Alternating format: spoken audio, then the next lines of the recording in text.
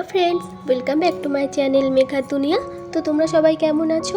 আশা করি ভালো আছো, সুস্থ আছো। আমরাও ভালো আছি। তো আজকে আমি তোমাদের সাথে শেয়ার করব পাকা আমের কেক, ম্যাঙ্গো কেক। এখন ম্যাঙ্গো সিজন চলছে, তো আম তো আমাদের ফলের রাজা। আর আমের যে কোনো প্রিপারেশন কিন্তু ভালোবাসে না এমন মানুষ কিন্তু খুবই কমই আছে।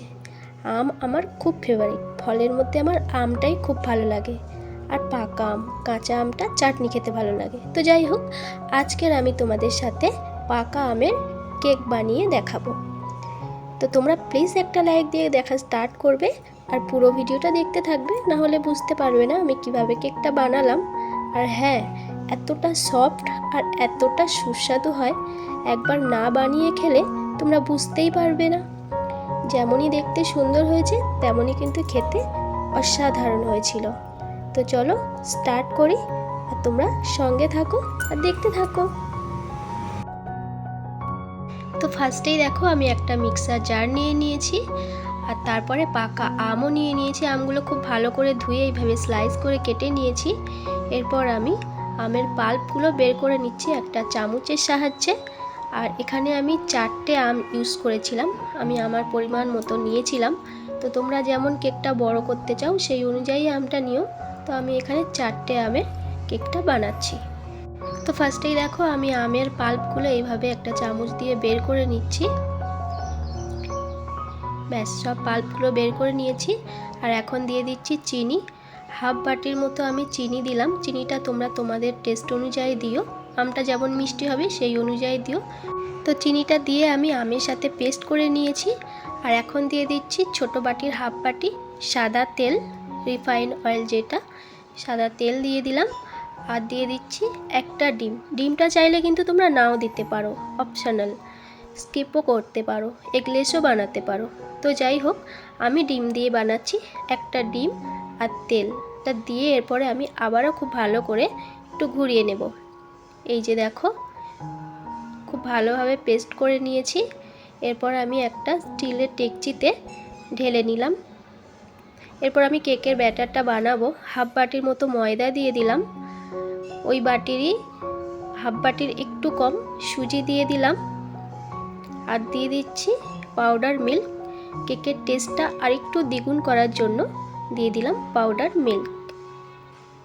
এরপর আমি দিয়ে দিলাম বড় চামচের 2 চামচ বেকিং পাউডার, আর দিয়ে দিলাম 1.5 চামচ বেকিং সোডা, দিয়ে দিলাম টেস্ট অনুযায়ী সামান্য একটু নুন। এই সব উপকরণগুলো দিয়ে এরপর খুব ভালো করে আমি মিক্স করে নিচ্ছি, দেখতে পাচ্ছ। আর আমি কিন্তু মিক্স করছি, কোনো দুধ বা জল কিছুই অ্যাড করিনি। যতক্ষণ না আমার মনে হচ্ছে যে এখানে দুধ বা জল অ্যাড করতে হবে ততক্ষণ কিন্তু আমি কোনো কিছুই অ্যাড করব না, লিকুইড দুধ বা জল। এই যে আমি কিন্তু এখানে লিকুইড দুধ বা জল কিছুই অ্যাড করিনি। আমের যে পাল্পটা ছিল তাতেই কিন্তু ব্যাটারটা আমার রেডি হয়ে গেছে। আর আমি থিকনেসটা তোমাদের দেখিয়ে দিলাম, একদম ঘনও হবে না আবার একদম পাতলাও হবে না, একটা মিডিয়াম টাইপের ব্যাটার বানাতে হবে। তো এখন আমি দেখো 10 মিনিটের জন্য ঢাকা দিয়ে রেখে দিলাম। আর এই কেকটা বানানো খুবই সহজ, তোমরা দেখলেই বুঝতে পারবে। তো যাই হোক, তারপরে দেখো আমি একটা কেক টিন নিয়ে নিয়েছি। আর আমি কেক টিনটার মাপে একটা পেপার কেটে নিয়েছি গোল করে, নিয়ে ওপরে একটু তেল ব্রাশ করে তারপরে পেপারটা দিয়ে তার উপরেও একটু তেল ব্রাশ করে দিয়েছি। আর সাইডেও একটু পেপার দিয়ে দিয়েছি, পুরো সাইডটাতেই পেপার দিয়ে দিয়েছি, তাহলে কেকটা খুব ভালোভাবে উঠে আসবে। তো যাই হোক, পুরো কেকের ব্যাটারটা দেখো আমি কেক টিনটার মধ্যে ঢেলে দিলাম।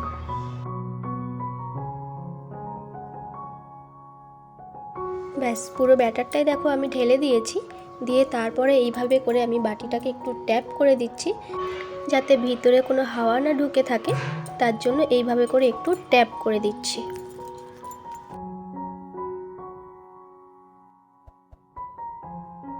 তো তারপরে দেখো আমি উপর থেকে একটু কাজু আর কিশমিশ দিয়ে এভাবে একটু ডেকোরেট করে দিলাম, তাহলে খেতে আর দেখতে আরও বেশি ভাল লাগবে।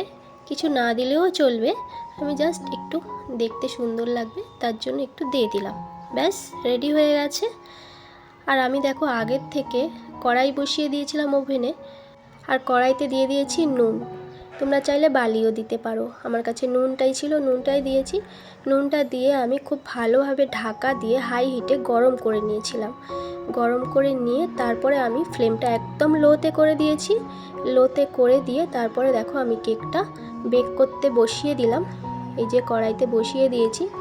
তো আমি ঢাকা দিয়ে দেব এখন 35 থেকে 40 মিনিটের মতো। মাঝখানে কিন্তু আমি একবারও ঢাকনা খুলবো না। 35 থেকে 40 মিনিট পর আমি তোমাদের সামনে আবার ফিরে আসব। তো ততক্ষণ কেকটা বেক হোক। ব্যাস 40 মিনিট পর আমি দেখো ঢাকনাটা খুলছি, আর এখন কিন্তু গরমই আছে। এই যে, আর এখন কিন্তু বেশ ভালোই গরম আছে। আর আমি ফ্লেমটা অফও করে দিয়েছি। আর এখন আমি একটা চাকু দিয়ে চেক করে নেব যে কেকটা খুব ভালোভাবে বেক হলো কিনা। তো দেখো কেকটা কিন্তু আমার ক্লিন আসছে, কেকের গায়ে কোনো কিছু লেগে আসছে না, তার মানে কিন্তু কেকটা আমার খুব ভালোভাবে বেক করা হয়ে গেছে। তো এখন আমি কেকটা নামিয়ে ঠান্ডা করে নেব। এই যে কেকটা আমি খুব ভালোভাবে ঠান্ডা করে নিয়েছি, আর কেকটা কিন্তু খুব ভালোভাবে উঠেও আসছে। চলো একটা প্লেটে করে ঢেলে দেখাই। একটু ট্যাপ করব, তাহলে খুব ভালোভাবে বেরিয়ে আসবে। এই যে খুব সুন্দরভাবে কেকটা দেখো উঠে গেল। কাগজগুলো আমি ছাড়িয়ে দেবো চারপাশ থেকে, তারপর তোমাদেরকে দেখাচ্ছি। এত নরম হয়েছিল, একদম নরম তুলতুলে, মানে হাতে না নিলে তোমরা বুঝতে পারবে না, এতটাই সফট হয়েছিল, এতটাই সফট হয়েছিল। আর খেতে দুর্দান্ত হয়, খেতে যেমনই টেস্টি হয় তেমনই বানানো কিন্তু ততটাই সহজ। তোমরা দেখতেই পেলে, তেমনই কিন্তু কোনো কঠিন নয়, বানানো যতটাই সহজ আর টেস্টটা অসাধারণ হয়। এই যে কত সুন্দরভাবে কেকটা দেখো রেডি হয়ে গেছে, দেখতে কিন্তু দারুণ হয়েছে। কতটা নরম হয়েছে আমি তোমাদেরকে দেখাচ্ছি। এই যে এতটাই সফট হয়েছে, একদম স্পঞ্জি হয়েছে। চলো তোমাদের একটু কেটে দেখাই।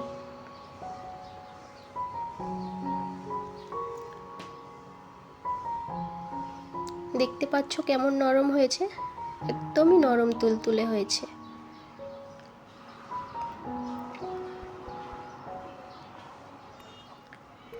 খুব সহজেই কত সুন্দরভাবে কেটে গেল। এই যে আরও একবার একটু দেখিয়ে দিচ্ছি তোমাদের কতটা নরম হয়েছে।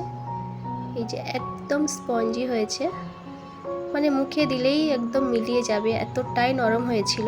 আমি তো এখন এডিট করছি, যেহেতু কেকটা খাওয়া হয়ে গেছে। তো খেতে দারুণ হয়েছিল। তোমরা অবশ্যই কিন্তু পাকা আম থাকতে থাকতে একবার এইভাবে পাকা আমের কেক বানিয়ে খেও, আশা করি ভালো লাগবে।